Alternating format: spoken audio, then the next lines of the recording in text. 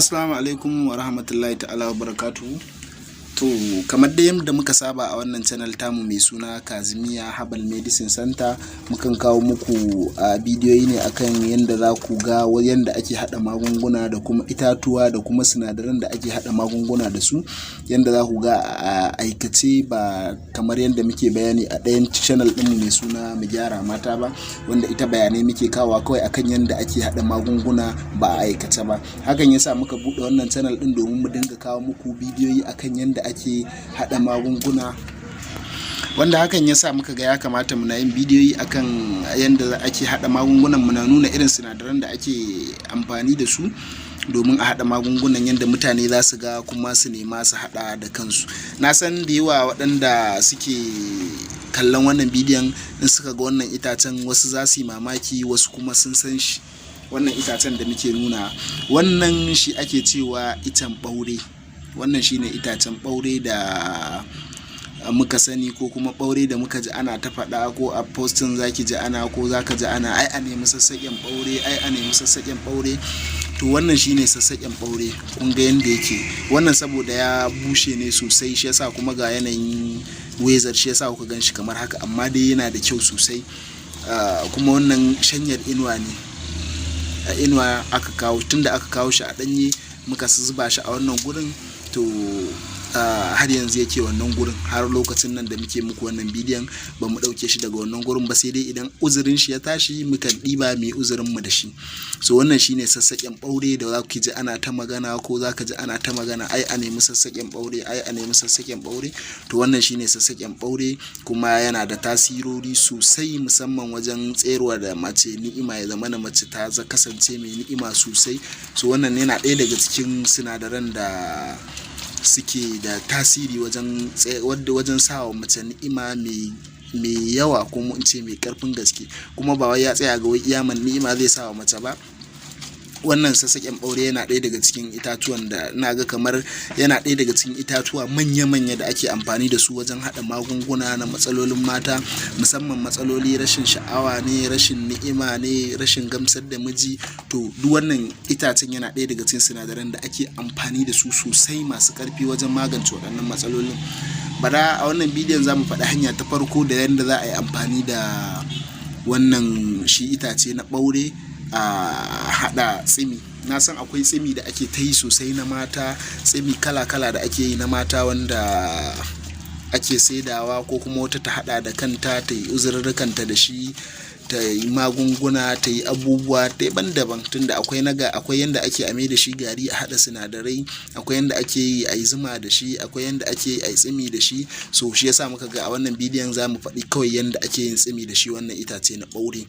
Kun ga dai yanda yake, daga bishiyan ɓaure aka yi zuwa a sassaƙe ta. In aka sassaƙa kamar ɓawon, wannan kamar ɓawon bishiyan ɓaure ne. Akwai 'ya'yan ɓaure ma, su ma suna nan gaban Allah da za mu yi bidiyo akan su da yanda ake sarrafa su a haɗa magunguna.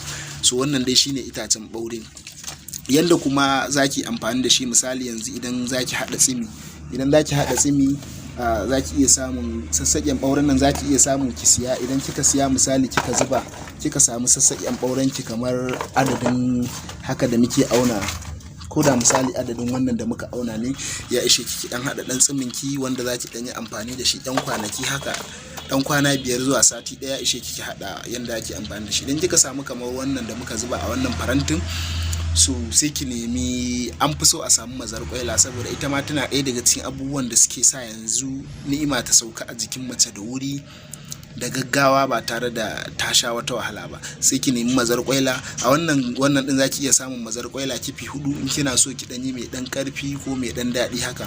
Idan kika samu mazarƙwailan ki, sai ki samu kamata a wannan bidiyon ma mu kawo hoton mazarƙwailan, amma kamar tana dan nesa da ni ne, amma dai bara mu nemo dan nemo mazarƙwaila din.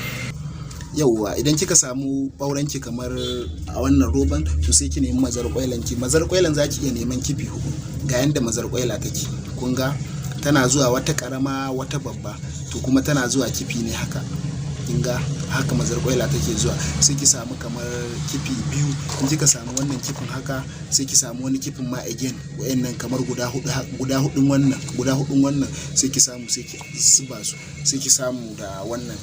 So idan kika samu shi wannan itacen farko yanda zaki bayan kin samu mazarkwailan nan, kin samu wannan ɓauren, zaki iya neman kayan kamshin da zaki iya nema sun hada da irin su misali su citta, ga yanda citta take, zaki iya neman citta. Idan kika nemi citta sai ki nemi kanumfari, idan kika nemi kanumfari sai ki hada, kin ga kin hada kayan kamshi, kin samu citta, kin samu kanumfari, zaki iya hada su masoro da dan duk kayan kamshi da zaki yi amfani da su, kike amfani da su a abinci ko a shayi, zaki iya hada su a wannan tsumin.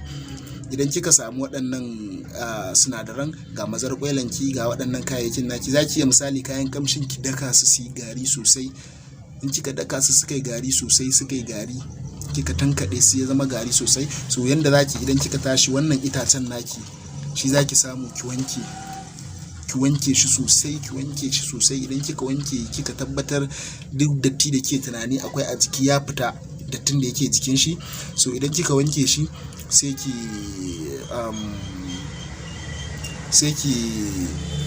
ki samu tukunya. Idan kika samu tukunya sai ki samu ruwa. A wannan itacen zaki iya samu kamar irin bokitin fanti ɗan ƙaramin nan fari, ba shi a kusa da ni da na nuna muku irin shi.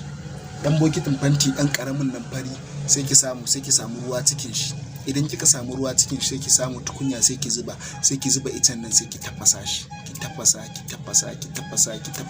akalla kimar tafasar kamar minti, in ya ma tafaso akalla ki bar shi kamar minti 10 yana tafasa sosai, yanda zai zama na ruwan ya ragu da kamar kofi 2. Idan ruwan ya ragu da kamar kofi 2 sai ki sauke. Idan kika sauke sai ki tace icen, kin ga kin cire icen daga ciki, sai ki maida ruwan. Idan kika maida ruwan sai ki samu mazarkwailanki sai ki samu waɗannan kayan kamshin su ma sai ki sa, sai ki ƙara dafa shi, ki dafa sosai. Idan ya ƙara dahuwa za ki ga yana raguwa kuma yana kauri, yana raguwa kuma yana kauri. So idan kika ga ya dahu sosai, so za ki iya ɗan ɗiban kaɗan sai ki ɗan bashi. Idan ya ɗan sha iska kika ɗan ɗanɗana za ki ga ya ɗan yi, zaki ji in kika sha zaki ji kayan kamshin sun fito. Ɓauren zaki ga tunda in an dan sa da yawa ɓauren zaki ji dan baurin shi ya fito, sannan mazarkwailan ma zaki ji dan zakin ta ya fito. To idan ya fito sai ki sauke, kin ga tsumin ki ya riga ya haɗu. Idan kika sauke sai ki samu abu mai kyau sai ki juye, sai ki samu guri mai dan sanyi ba guri mai zafi ba. Idan kika samu guri mai dan sanyi sai ki bashi, sai zaki iya sa a fridge ma. Zaki iya shan kamar kofi 1 da safe, kofi 1 da daddare, kofi 1 da safe, kofi 1 da daddare. Amma fa in kin san mijinki yana nan, domin akwai matan da koya suka sha magani dandanan za ka ga yana ta damun su, suna ta maganar su fa maganin nan da suka sha ni'ima tana ta sauka da waye. Kuma wannan icen na san duk wadda ta san sirrin icen ɓaure to da take ganin wannan bidiyon za ta ce lallai ɓaure ba ƙaramin sinadari bane da kuma yake da tasiri sosai.